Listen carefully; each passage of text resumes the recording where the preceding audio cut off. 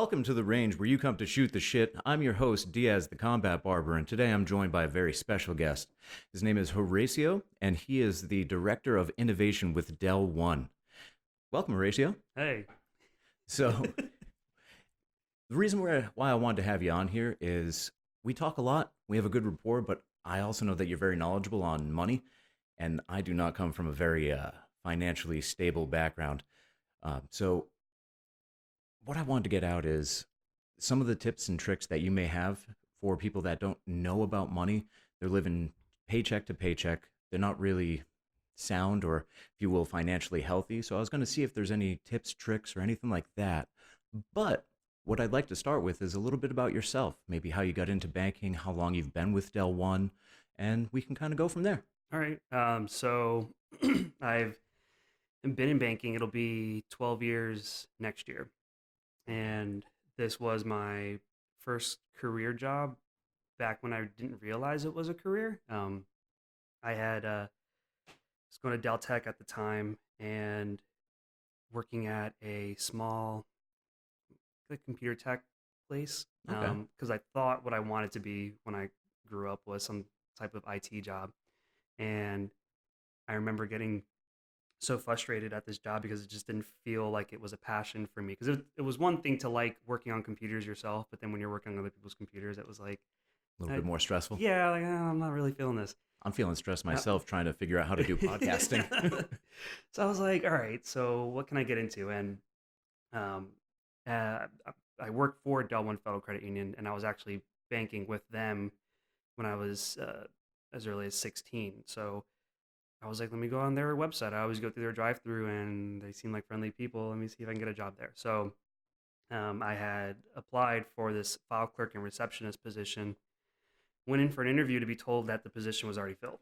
Oh, lovely. So I'm like, great. However, a teller position just opened up that same day. So I was like, great, I'll apply for that. And went through the interview. The interview was stressful because I had no banking background. So I really tried to highlight what I did during high school, being a part of like Business Professionals of America and a couple other organizations, and that helped me land the job. That being said, like I said, I had no banking background whatsoever.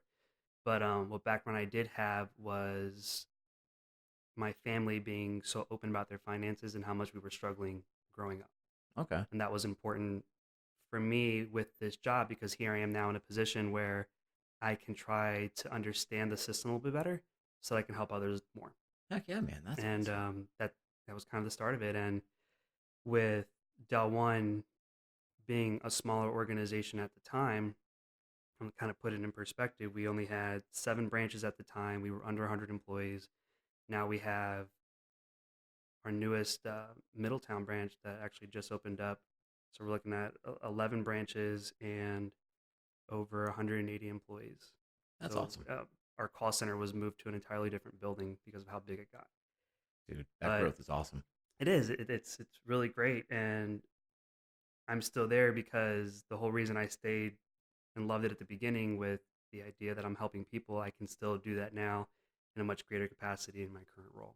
Heck yeah. So, like, with your current role, how long did it take you to get to where you're at? And, like, was there an easy transition? Because the director of innovation, if anyone doesn't really know what that is, if there's anything to be done, especially in the technological realm, because Del One has like a podcast, and that was one of your brainchilds, or you're Yep. just working on it. Yep. So what he does is kind of create a whole bunch of stuff out of nothing. And I know it sounds kind of dumb to put it that way, but he's kind of thinking of different ways to make banking better. And I know that's cliche, but if you're not familiar with Del One, the way that they treat their clients is amazing.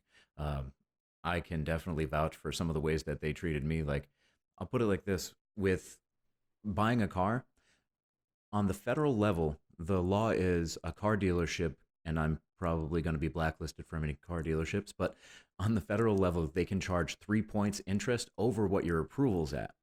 Now, I knew this because I used to sell cars.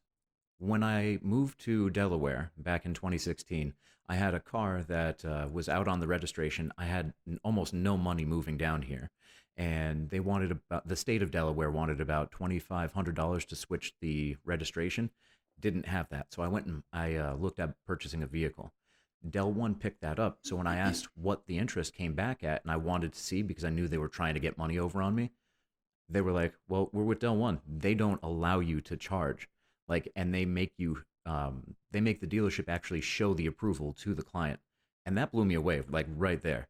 And I've been with Dell One since 2016, and it's a pleasure every time I go in there. So anyone that's not familiar with it, when he says he's helping people and like he's the director of innovation, like it's some serious stuff. There's not many other banking institutions that I've had experience with that's like that. And I think it speaks volumes to we're able to have this type of conversation. Like, can you pull somebody from a much larger financial institution to have a sit down like this? They'll be like, well, let me check my schedule Right. here. What does it No, the here? 5th of never. How about, does that work for you? Yeah, and it's so it yes, we're continuing to grow as a financial institution, but we stay true to the credit union ideology of people helping people. I mean, that's how credit unions started, a group of people coming together, pooling their own money together to help those that are underserved. And then it's grown to where we're at now, where we consider ourselves a full service financial institution. So just because we're not called a bank doesn't mean we don't have your savings accounts, your checking account, your loans, IRAs, all sorts of different products and services that you would find at a larger institution, except we're right down the road and you're talking to people that are out of your own communities. Nice. Now, with that, can we go a little bit into the differences between large federal banks and essentially credit unions? They sound very different, but at the end of the day, like outside of the customer service that you guys provide, I've had other credit unions and I never really knew the difference. I knew the size was a thing.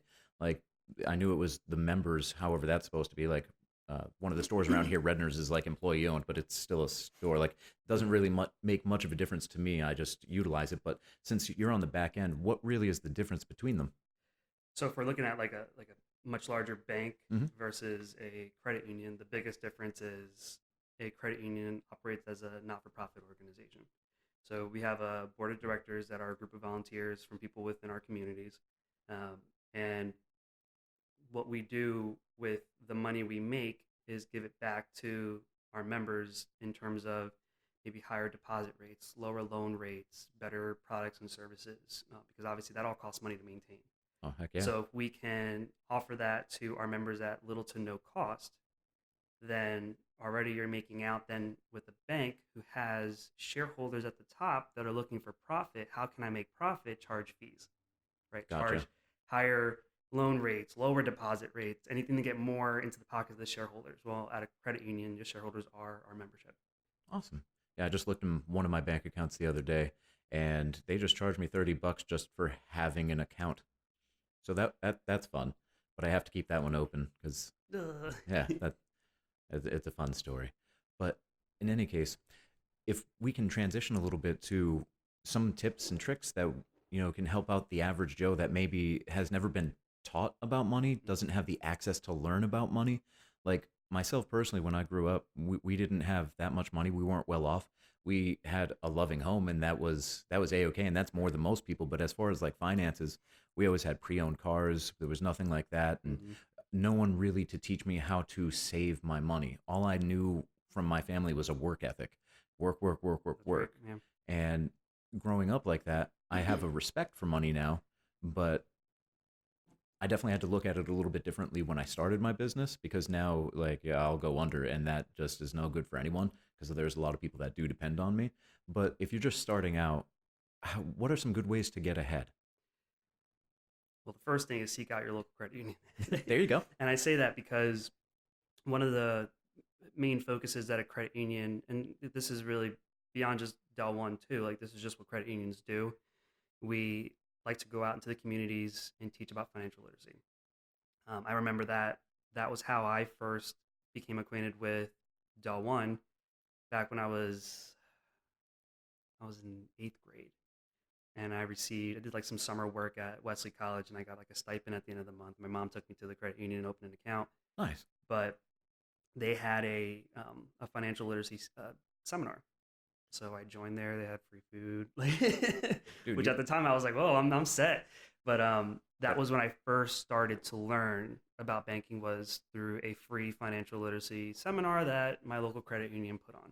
dude, I was failing math in 8th grade, so that's awesome. And it's like, and for me, like I love math, but it's still so different than to bank. Like banking, like it's a skill set that you Oh yeah. have to acquire somehow, and we can do that for you through some type of seminar. Now, being in my earlier roles, where in the branches when I started as a teller, I kind of made my way through every role all the way up to branch manager, and the best part of my job was helping the average person in some way, uh, whether it be, and one of my greatest tips that I like to give is kind of like the out of sight, out of mind when it came to saving. Because if you're putting money away and you still see it, It's then not really a way. right. And there's ways that we can, and even we encourage the membership through like online banking where you can hide that savings account. So in addition to hiding it, let's make sure that we can put money into it automatically. Okay. So if you have your biweekly paycheck coming through, let's start small. Let's start $5, $10. It's a lot more than what you would have had saved anyways. And we're putting it into a savings account that's hidden through online banking, so you're not going to get tempted by it. And then over time, that continues to grow. And this pairs perfectly with one of our products that we have called the Wincentive Savings Account, which is a prize linked savings. So for every $25 you put into this savings account, it earns you an entry toward monthly, quarterly, and annual cash prizes. That's So awesome. you can do up to 4 entries. So if you're paid bi-weekly, $50 a paycheck, you're guaranteed your 4 entries for the month. So then you have a $50 monthly prize. You can win up to 500 quarterly, and then we have our $1,000 prizes that are actually, we're going to be doing that drawing next month. Heck yeah, But it's man. a really easy way to save, especially if you're getting free money through this type of raffle system, and it's hidden, Huh. right? So it's like it's out of sight, out of mind, and that's one of the easiest things that I can talk somebody into that's coming in, probably brand new to the credit union, and usually everyone's goal is how can I save more. That whole out of sight, out of mind idea really works well. Now, that I mean, before you hit me with the free money drawings, Right. I was going to say, does it make more sense to do a savings account? Or I've seen a few different apps, like there's things like Twine where you can do essentially the same thing. You get to have an app on your phone, you set how much gets taken out, but no interest is really going in there. So would you recommend going with the bank doing that? Now, obviously, Del One sounds like the winner since you get some free money Right. potentially. But as far as just like the average account, like say if people don't, if they're listening to this and they're not in Delaware, so they can't be a member of Del Mm-hmm. One, would it make more sense to do a savings account or try to kind of squirrel it away in one of those apps? So those apps sound great. And part of what I like to do is try the apps out myself. And there's a lot of disruption happening right now in the financial services industry where these apps aren't necessarily banks. They're honestly probably people like you and I trying to solve a problem with technology. Okay, So that works well for that intended purpose. But then there will come a time where, let's say you use this app, you have all this money saved up. Now, what do I do? Who do I talk to? Can't go to the gotcha. support on that app and expect them to give me financial advice. And that's where I kind of try to steer people. It's not a bad thing, but research has shown that even people like my age want to talk to somebody about their finances at some point.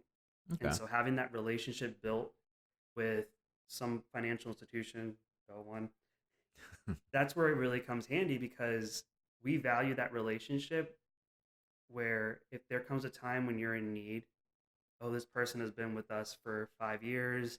They had direct deposit set up with us. Obviously, we're their valued financial institution. What can we do to help them too? Okay. And we have our set guidelines when it comes to lending or some other deposit products and whatnot. But we understand that not everyone's credit might be perfect, but they've shown great stability through their history with us, which we could see because you're banking with us, that we could try to make things happen and kind of work in your favor. Give a little bit more leniency and Yeah. Well, with Del One or anything that's like really community based banking, you're like, Mm-hmm. I care about this person. Let's see if I can actually help them rather than that just doesn't make sense financially. Mm-hmm. Like, I'm looking at this spreadsheet, numbers don't add up, and we're not doing that. Like, and you'll see there's apps like there's this one that I've been seeing a lot on TikTok because I do Hey, that's where the that. future is, man. Everyone's on there. Yeah, yeah, for real. Spend a little bit too much time on it. I have the 15-minute timer set on my phone to just cut the app off, and I did it for the first time. And when the 15 minutes came up, it was like, "Do you want another 15 minutes?" I was like, "Yes." It's like, wait, that defeats the whole purpose of setting a time limit. But anywho, It's like a snooze um, button. right? I only use it 12 times a day. And then finally, you're like, just forget, don't set a limit today. But there's apps on there that if you don't have the cash today, then you can go ahead and do an advance of your paycheck. And it's all within an app, and it sounds great. But when you start to think about it, this is 4 days before my paycheck. I don't have the money for gas. Let me advance part of my paycheck. Now, what's going to happen 4 days before your next paycheck, or even a little bit sooner, to the point where It's like you're adjusting your payday, so it's never going to be it's a it's cycle not that a ends. right, and it's just not a solution to what you think is a problem, not having the money right then. Now, that actually brings up another point that I wasn't even thinking of. Being former military, as soon as you leave a base, there are payday loan places everywhere. Now, I'm not a financial expert, but for the love of God, if you can avoid a payday loan place, that is just like indentured servitude. Hmm. You are not really breaking out that from I've never used one, but I see like their interest rates and I've had buddies that used it and it's like it's a hole you can't really Yeah, get out of. So out of anything, I think we can probably agree to never trust one of those ever, and if that's you can avoid it. and I Now, see it now. things happen, but if you Things can by any happen. means, like Your credit union can help you, okay. right? So Del One has a payday alternative loan, so it's up to $1,000. We took certain credit factors into consideration, but they don't really um, they're very easy to meet in comparison to maybe a regular personal loan. But the idea behind this loan is let's get you what you thought you wanted at 28%, or actually, that's even better than Yeah. let's do like 300 some percent at a payday lender. We can get you the money here as long as you've maintained a relationship with us. You can pay it automatically. There's certain stipulations that are Hmm. easy to meet, but we can help you here rather than you getting stuck. I've never heard And of that like whatsoever. because we see it all the time. Like when I was in the branch and I used to do loans, I'd have people that were like, "Hey, I need to close out my checking account, or I need to do a stop payment." I'm like, "Well, what's going on?" Because that's also what we do. We like to ask questions to understand your situation a little bit. And here's this single mom who's trying to put a stop payment on 5 payday loans from coming out Oof. because it's going to wipe her entire paycheck. And that's just unfortunately the situation that she put herself into, thinking that I'm only borrowing X amount. Oh, the payment's only this much. And then all of a sudden it starts piling and piling, and you like, just can't pay it anymore. And then you have to close out your account because, And that's exactly why I wanted to do this podcast with you because I know I still don't understand that much. And I can guarantee you there's a lot of people out there that really don't know what to do with money even when they have it. Like, say, if you get a bonus or if you get your taxes back, is mm-hmm, like the biggest thing. People like wait all year for their taxes. And all I see is them go blow it on TVs, boats, cars. Eh, it's what I like being a teller. And there's nothing wrong with that because it's a Right. gratification system. Mm-hmm. But like, people don't know how to manage their money once Yeah. they have it because they're used to living paycheck to paycheck. So that it's like hitting the lottery. Yeah. It's it, what I've learned is it's not easy for someone who doesn't know about finances to admit that and then come in to ask questions, because that's just, if you can get through the door and at least ask to sit down with somebody, it's not going to be a stupid conversation. Like, your questions are not dumb at all. Chances are the person that's sitting across from you probably overcame a similar situation. And working at a credit union, we're able to kind of just help work you through those. Whether it's, if it's the payday loan example, I've had plenty of success stories where we've been able to do some form of debt consolidation on these payday loans, where now they're at an interest rate of like maybe 15%. They're paying it Better than over, 330. right, and they're paying it over 36 months, an affordable monthly payment for them. But if you can't admit to yourself that you don't know and come in through the door and ask for help, there's very little that we can do. So to combat that, right? I dig it. Nice slip in there. We try to go out into the community ourselves. Like, we're not trying to limit our interactions behind just the walls of the credit union. We like to go out and do a lot of different events. Well, you're even in like some high schools now too, like having the student Yes. tellers and kind of teaching them how to like work in a bank, but also Yep. like create that fiscal responsibility and get in that mindset, kind of like that seminar that you Yeah. attended when you were in eighth grade. Yeah. And the student branches, like, that's my one of my passions at the credit union that I've been able to start and keep with it. And the idea there is, even like when we opened a branch at Suze Rodney, and one of the main things that you really started to notice were people coming in with their friends. Like, they would never want to come in by themselves. So already there's this like little community of people that are interested but wanting to support each other in it. And then now we have these students, people, again, like, they're they're your peers behind this desk. Who knows better that age group or that demographic than students themselves out of that group? Like, Yeah. it's different for me to go in there and try to service them and help them and teach them about finances, but wouldn't it be better if your own friend said, "Hey, this is a great idea," or "This is a great credit union or Oh, product"? there's groupthink too, because as soon as you have someone that you already have that trust. Hmm. You should hope that they know what they're talking about, but that trust is already kind of built up. Right. So that's awesome, And man. that's what I really like. These student branches, they work so well with that, and teaching financial literacy at the schools. And then on the other side, we're kind of grooming this person to hopefully want to make it a career decision to work at a credit union. Like, I never thought it was going to be a career for me. And then here I am almost 12 years later. Like, I got my degree in accounting and finance. I thought I was going to be that person kind of stuck in a cubicle, working numbers all day and then go home. And that was my life. But um, no, that's not what I wanted it to be. I wanted to help people, and I can continue to do that now. Well, the biggest thing that like I've just learned is you're welcoming people to come in and actually talk. And whenever I've had any sort of a question, I've kind of went on the internet to find it because I didn't feel like I would have been welcomed. I'm wasting time if I'm not going to be actually partaking in any Mhm. service. And I've only really gone into a couple of banks when I was doing debt consolidation, and that was from irresponsible things. One thing that I could make a recommendation on is I've had a Best Buy card, and they get you in with the 0%. And I Mhm. was going through a divorce, so my wherewithal kind of slipped me, and I didn't realize how many months I was letting my balance go, and I was paying, but I didn't know just the minimum payment. I thought that's worked out Right. because it's like you have this amount of time to pay, and I wasn't doing everything because I didn't know what I didn't know, and I ended up getting in the hole where I was paying like a the minimum payment was like 27 bucks. I was paying 100, and my balance would go up of what I owed because it was like 29% interest. So I went into a bank because I was like, I literally do not know what to do.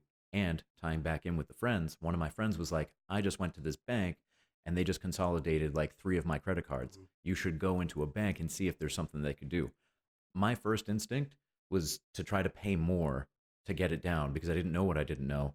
And only when someone suggested that I go into a bank, that's when I went in. So Mhm. I think that's pretty awesome that you guys are welcoming people in to just basically BS. Like, I want to learn this. What should I do? Yeah. So that's fantastic. Now, with having the credit union, and you were talking about the savings accounts, uh, having that money sit there is fantastic because you're getting interest, whatever the current interest rates are for that account.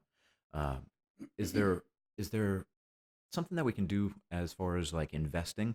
Like maybe once that savings account has grown a little bit, I don't know what the bare minimum is because I don't know stocks whatsoever or investing. But do you think it would be smart to, like, let's say if you have $2,000 saved up over the course of like a couple years, do you think it would be smart to like say split that in half, save half in that savings for a rainy day, say your car breaks down, you need new tires, something like that that you don't really see coming, Mhm. but then you can also take that other half and be a little bit more adventurous with it and hope that there's a return. Because right now it looks like the market's good, but again, I don't know what I'm talking about. Yeah. So when it comes to savings, it's, I think, priority to make sure you have that emergency fund set aside. But then you'll start to build more in there, and it's like, all right, where else can I put this money so that it grows a little bit faster? And that's actually one of the things that we do with our Wincentive account. So we have restrictions in place Hmm. for you to not withdraw the money that you're putting into the Wincentive savings account.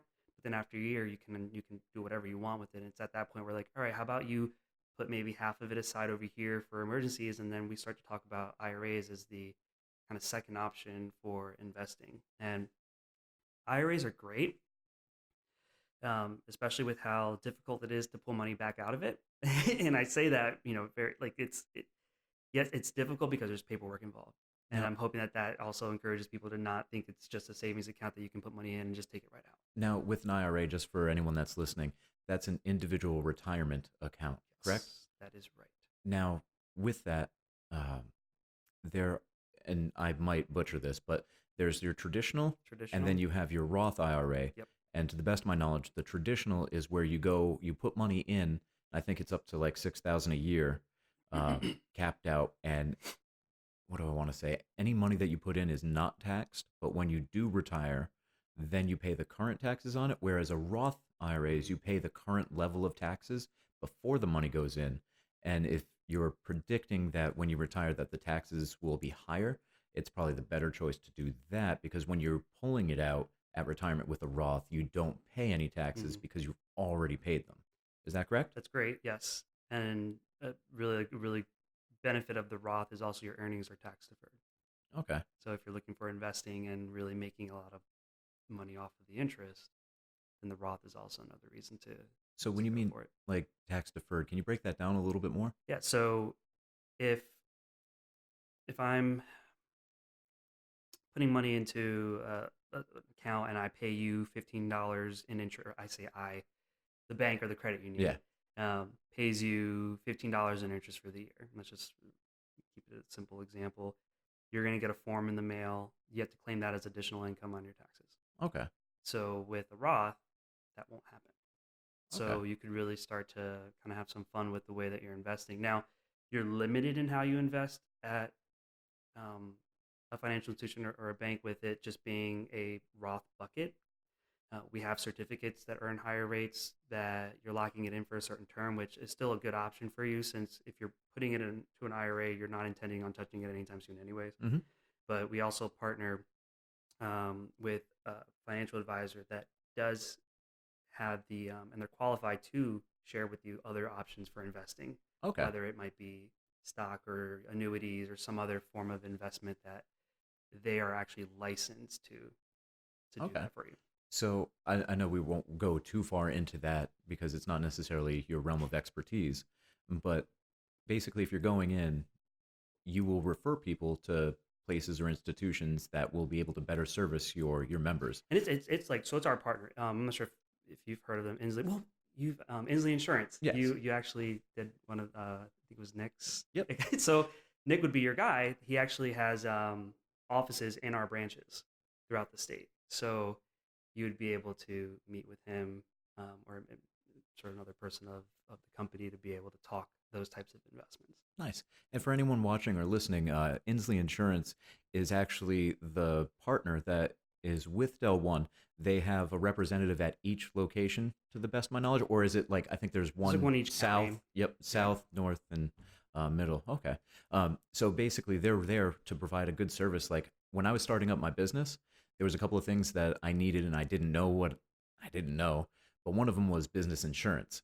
When I went in there, he helped me out real quick, and I just seen him as I was going to Dell One. So it's for me, it was super convenient that Yeah. it's a good partnership. It's very symbiotic, and then my experience with the Inslee Insurance has just been fantastic. They helped me out with a lot of stuff that I didn't even know I needed, and they threw extra things into my policy that didn't raise my premium. So I like that Dell One is kind of surrounding themselves with reputable people that actually care about putting people first. And we were Mhm. talking about Nick. He's a great guy, but literally, like, he just like yourself never seems bothered with any stupid question, or I feel a stupid Mhm. question that I may have. So I would definitely say that that's something that sets you guys apart. Yeah. And I've not felt like that with any larger banks. I won't drop any names, but like larger banks, to me, have always made me feel like just a number. And Mhm. the bigger or smaller number in my bank account is how I felt I was being treated, which it was always smaller. Right. Yeah, and with Dell One or any credit union, we always say like whether you have $1 in your account or $100,000, you're treated the same. So when I was trying to do a little bit of readjustment, I was looking at refinancing. So I think we should go into that a little bit. So with refinancing, in this case, I was talking about like an auto loan. Now, this is just something that I was thinking about. If I'm paying 400 for my car payment, right? And it's not necessarily too high, but I'd like to lower it. I was thinking if potentially like my credit was still good and I'm maintaining that, if I get refinanced and then it basically drops my monthly payment because it extends out my term, but I keep on paying the same 400, that would I be correct in saying that that's a smart financial move because you're paying more on the principal and not the interest, so you Mm-hmm. could potentially get that knocked down in half the time because you're keeping your monthly payment that you originally had the same. You're doing that with a longer term. So let's say it drops down to 200 for argument's sake. So an extra 200 is going towards that principal, paying off that balance, so you're paying less in interest down the road. Is Yeah, that that's correct? that's exactly right. And we like to take advantage of having conversations when people are refinancing to talk about things like that. Yes, we are a financial institution. Yes, in a sense, when you get a loan, the interest is profit to right any financial For institution. sure. But when you sit down with one of our representatives and actually have conversations around what your goals are, we want to try to help you be debt free. Like it's not a goal for us to say, oh, let's put you in a longer loan, pay the minimum. That way we make the most interest off of you.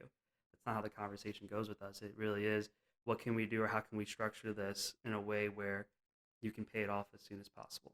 Because I think that is, uh, loans are great for, That's how you make your money. It's right, interest. That's but it's literally what you're doing. helping the person become debt free Hmm. is, I think, the ultimate goal that any of us really want or try to attain. Well, client advocacy is one of the most critical things that I've ever encountered. If you have people that are going to go out there because they're so impressed with your service, they're going to tell their friends because you Mhm. treated them right. You get how many more people back? Whereas if you just try to nickel and dime someone, Right. they don't really have that same feeling. They may not go out and talk trash because it's just, oh, that's a financial Is it? institution, Mhm. but you're not getting anyone in. Right. You're not getting anyone more Yeah. in. Uh, but since we're kind of on that subject, I was thinking if we could go over a little bit about credit scores because I didn't know much about that. And I did ask a financial institution when I was in there doing the debt consolidation about the credit. And I think that's so important with credit scores. Not that many people understand the tiers. They don't understand their score, how they can better it, the time frames. Uh, like there's a lot that credit will do because say if you don't have the money and you want to get a credit card, you want to get a loan, the better credit you have, the less interest you're getting approved for, which also saves you money. So if you don't have a lot of money to your name right now, but you need certain things in the future, I would say that credit is probably one of the most important things for you because say you get approved for like 5% interest for whatever it is compared to someone that has middle of the road credit because they're living paycheck to paycheck, not caring or knowing about their credit score or ever checking it. And now they're getting 10%. Mhm. So you get to save money in the long run that way. And heck, even that money that you potentially would have been spending that 10% interest on, but you're at 5, you can go ahead and then turn that back around into the savings. Yeah. So credit score, I think everyone knows a general idea of what it means. And it yes, it's very important. We have like different tiers, different ranges of credit scores, and they're given like a grade, and then that grade determines what your interest rate would be. Um, it's extremely important to watch that, to monitor it, but then there's also kind of on the back end some things that people don't consider um, when it comes to getting an ideal rate, and it's financial institutions look at more than just your credit score. Oh, yeah. um, Another indicator that we like to look at is like a bankruptcy score, and not no one really talks about what a I've, bankruptcy score is. I've never even heard of it. So a bankruptcy score, it works in a way where the higher the score, the more likely you are to file bankruptcy. Okay. So it's an indicator that a lot of financial institutions use. And then the way that score jumps is if you all of a sudden max out your credit cards, or if all of a sudden you're applying at multiple places, so you have a couple hits on your score, or if now you're late on a couple things. So we know that a lot of those impact your score, Hmm. but then there's that indicator on the back end that's like you may have a 700 score that was hit slightly because of you maxing out your cards and whatnot, but then this indicator might have skyrocketed to 900, and it's like, whoa, whoa, whoa, what's going on here? Just because you have a great score doesn't necessarily mean you're a good candidate for credit. Because there's the score and then there's the tier. Mm-hmm. And from maybe this is around the same thing. I was selling cars and I was looking at purchasing my one of my first cars, and I had tier one credit, but I had child support in arrears because I got backdated a year and a half of child support and I wasn't making much money. So I was paying my child support, but the amount was just ridiculous that Mm-hmm. was in my arrears. So I had a perfect credit score. I say perfect, I was in the 700s, but my tier was coming back D. So like when I was going through there, luckily I worked there, so I was able to talk to the finance manager, and they were saying it's super weird that it was coming back like that. And they ended up talking to the person on the phone, but that's the first time that I knew it wasn't just the credit score that mattered; that there was tiers to it. So this was at a dealership. Hmm. So I think your tiers is similar to our grades, Yeah, it was a but then tier D. so your tiers also factor in other. So is that right? Like they factor in other pieces, Uh, maybe. I was never in the finance department like Okay. working, so all I know is like good credit score came back technically tier one, but the approval came back as a tier D because I guess the if you will the risk, Yeah, like they were seeing, well, yeah, everything's good, but what's this over here? that might be similar than what like our like we don't have tiers. We have paper grades. So you could be a if your credit score is greater than a 730, you're a A. Or I think it's an A plus. But anyways, so like, but if you're like between a 680 and a 730, you're a B or whatnot. That I think is what would be kind of Okay, similar to what a dealership might be looking at with their finance department. okay, And those different tiers vary according to the financial institution that you're working with. So you may have one that from a 700 to a 730 is this, whereas another one might look at 700 to an 800. So it really just depends on the financial institution that sets gotcha, their own grade. nice. Yeah, it just opened my eyes because I didn't even know that was a factor. Mm-hmm. But and you can correct me if I'm wrong. The way that some credit scores are impacted are the balance that you carry. So let's say if you're approved for $3,000, anything over a third of that is going to start to chip away at the credit. Anything over a half, so if you're at 1,500 out of that 3,000, that's going to start to have a bigger impact on the credit score. And the closer you creep to your max, will start to weigh the credit or the credit score down. We're looking at credit cards, or Credit cards, so loans, any or not it loans, but credit cards. Yeah, because it's when you look at when you think of your credit score, um, it's like a pie chart. So a certain percent is based off of your payment history. A certain percent is based off of um, your aggregate credit limit. So I could have 5 cards with 1,000. It's looking at the entire picture, not just if I max out one card. hmm, When you get a personal loan, that's more looking at your payment history piece. So the balance doesn't necessarily impact the score, but as you start to chip away with making these payments, then you're building that positive credit history, and that's going okay, to improve your score. When it comes to credit cards, maxing out all of your available limit is the absolute worst thing you can do. Um, Having a lower limit or a lower balance on the cards would be ideal. That's not to say that, the whole purpose people have credit cards sometimes are to really be able to charge something and then maybe pay it off in a few months. build back points or whatever reward system based off the cards. That's okay, but really consider how close it is to your limit. So if Okay, your limit is 300, which a lot of people would probably start out with 3 to 500 if they're looking to build credit, hmm, then for those people, I advise not maxing it out at all. Like if you have such a small limit and that's all you're approved for, that says something about the score that you're at. And if you're trying to improve that score, let's stay away from using this card to the max. okay, Maybe charge gas or your typical expenses that you would normally pay out of your checking account with on that card. And then over time, that's going to help improve your credit. And we okay, have a lot of solutions for kind of satisfying those two pieces, which I feel are the most important, your history and then also having a credit card.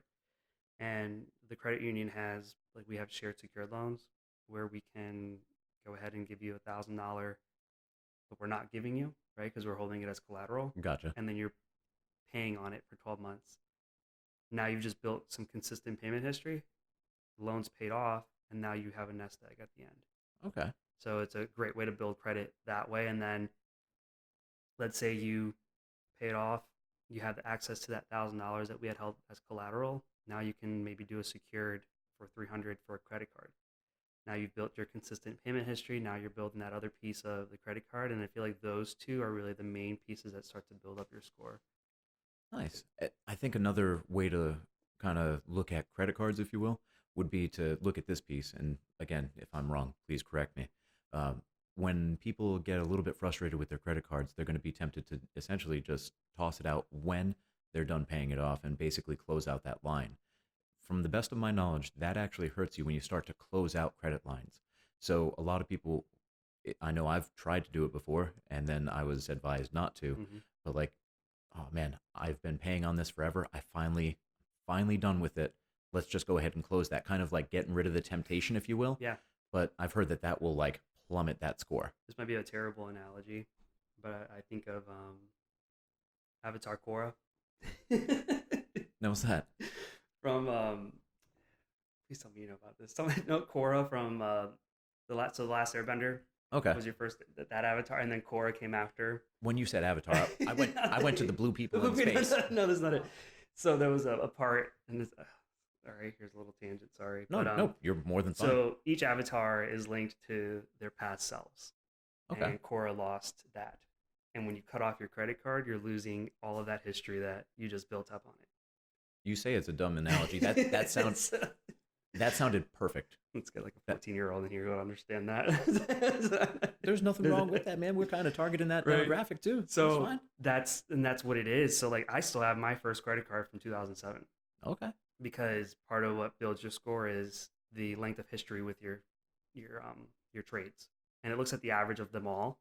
So if, let's say, in the past couple of years I might have accumulated a credit card here and there, but then I cut off the one from 2007. Now I'm only taking the average of the ones in the past couple of years, whereas that one that I've had forever helped kind of sway that to show that I've had longer history. Nice. So it's a little. People do get frustrated with it. Like I know a few that are like, oh, I don't want these credit cards. I want to get rid of them. What led you to get to that point? And instead, what can we do to kind of change that behavior so that you can understand that these cards actually, they're helpful if you use them right? Yes. Double-edged sword very quickly, yes, though. Yes. I also understand that over time, sometimes randomly, banks will automatically increase the credit limit without really talking to you. Yep. But you can also request. Doesn't mean it's going to get approved, but like say if you've been paying on it for a year and a half, no late payments, good history, that can help you out because say if you get bumped up 1,000, 2,000, now your balance that you've been carrying consistently now looks even better because your limit just went up. So your score, in my mind, should also go up. Like credit utilization percentage. Okay. So it looks a lot higher if it's 500 out of my 1,000, but then if I bumped it up to 2,000, now that percent it's a lot lower, and that helps. I'm proud of myself. I learned that like 3 months ago. Yeah, I'm only 30, about to be 33. Just learned it 3 months ago. Proud of you. No big deal. Better late than never, I guess. Yeah. Now, is there anything else that you would recommend people do other than just coming in to see you at Dell One? Is there anything that you would recommend or we really haven't touched on to build up like a good portfolio for financial health? Any tips, tricks, anything that is like glaring like, hey, don't do this? So it kind of leads into a story if we have some more time for it. So please do. There was a member that I had. So we have, and a lot of institutions have this, it's some form of overdraft protection or courtesy pay. So that's the ability to say, all right, I only have $100 in my account. I have a $400 bill that needs to be paid. I can still swipe my card or use my checking account. It'll overdraw my account, put me in the negative, and then be charged a $25 to $40 fee, depending on the financial institution. I've been there. So great feature to have in case of an emergency like that.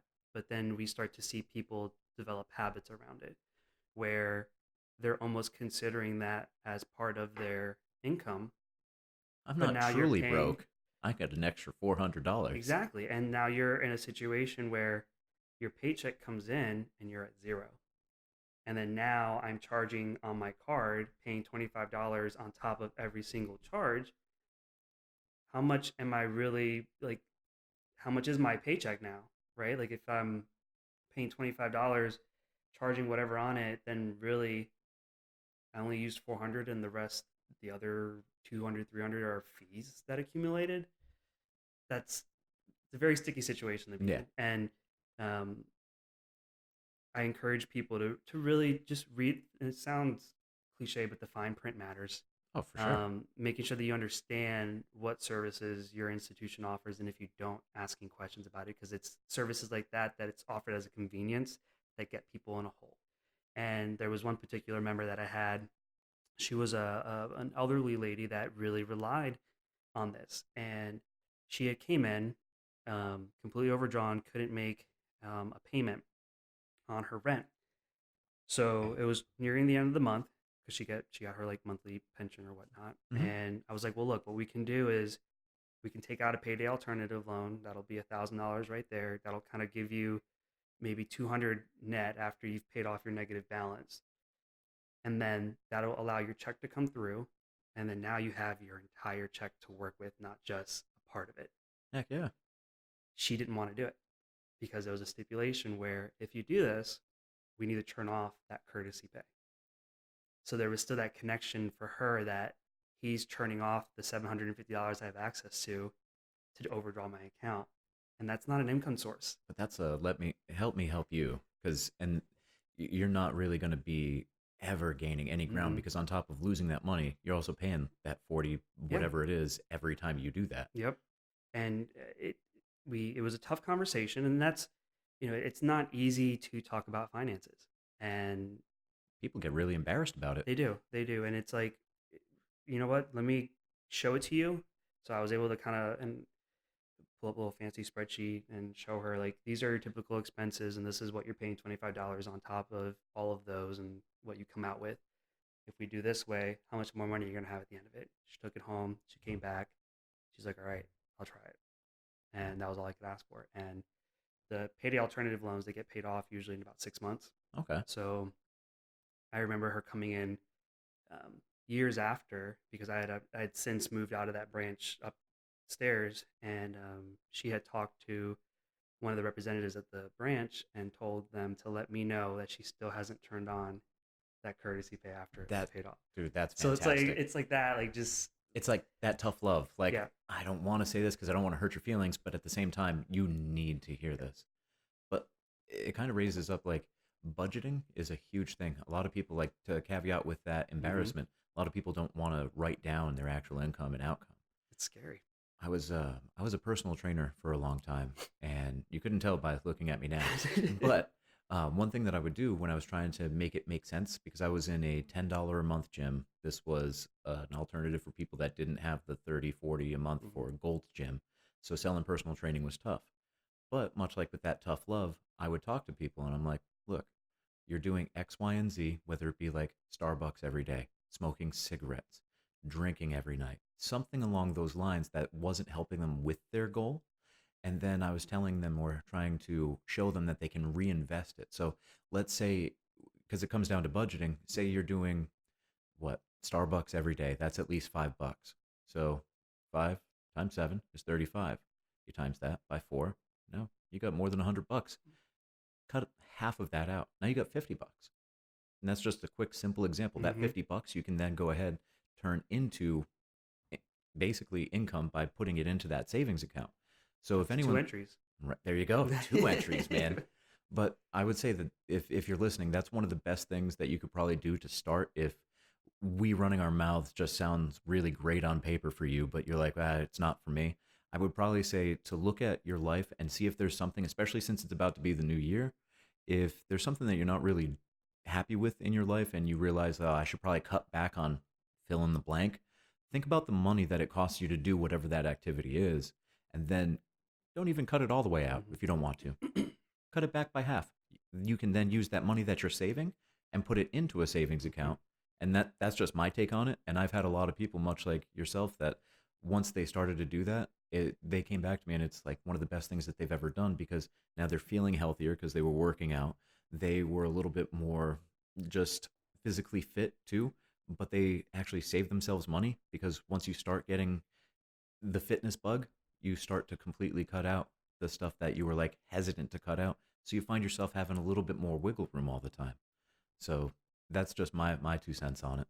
Yeah, no, that makes complete sense. And just also like thinking about budgeting, um, it's easy to Google it and get a template of what you should be doing, and then trash it a day later Oh yeah. because it's not sustainable. And you really have to figure out what it is that works for you. And for me, starting to work out really did help alleviate a lot of these other expenses, like eating out. Oh yeah. I remember when before I started working out, lunch was KFC right down the road every single day, or Wawa even. What was dinner? Wawa. Like I just what it was. And when you start to focus on, I guess just it kind of touches on like overall wellness. If you think about how like if you're able to improve your finances, or that there's that piece of wellness, and then also Gives you that peace of working. mind. And if we can kind of work with both financial wellness and then physical wellness, it all kind of contributes to that mental well-being. And then there's just pieces that kind of stem off from that on, all right, now I'm working out, I'm not eating junk, and now I'm saving money, which means I have more money, I have less stress over here. Like it just all kind of webs together. Now, that that's a beautifully put way to say that. I'm also wanting to caveat here. Much like with fitness, it doesn't happen overnight. So these small little steps, the biggest thing that I implore you to do is just take an honest look. And it's completely fine if you're embarrassed by it. No one has to see your little spreadsheets, no one has to see your notes, but give yourself an honest look. Then decide if you can cut here, you can cut here. Hmm. Try to make these changes. It won't happen overnight, but I can assure you, as someone that had just garbage credit, now I have credit where I can do things. So when times are a little bit tight, I've gotten decent percentages on credit cards. I've gotten decent percentages on loans, and it's helped me to become the person that I am without ever having really formal training. It's all literally trial and a whole bunch of error Oh yeah. that's got me here. So that's definitely why I wanted to have you on, because I want to help other people stay away from the pitfalls that I've been through. But much like with fitness, just know that it's a dedication, and it's something that you can definitely break away from.